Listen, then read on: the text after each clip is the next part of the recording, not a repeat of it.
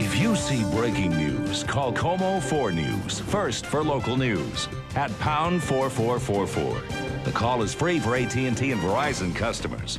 Now, KOMO 4 News continues.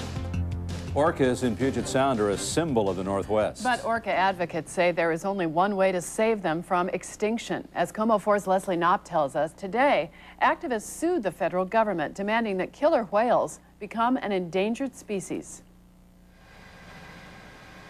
As the Puget Sound orcas toured Elliott Bay this fall, thrilled whale watchers spotted 3 new babies.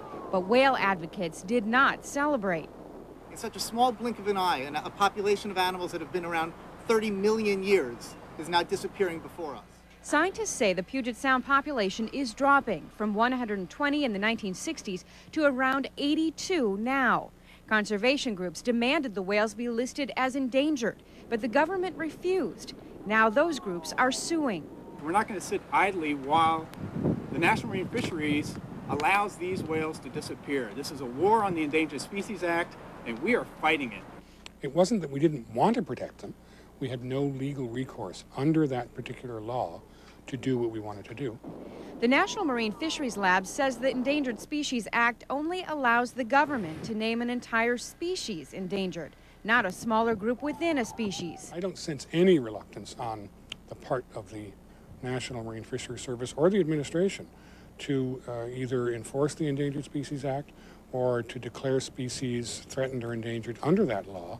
But whale advocacy groups fear the government is reluctant to use the law, which might force restrictions on business and the military in our area.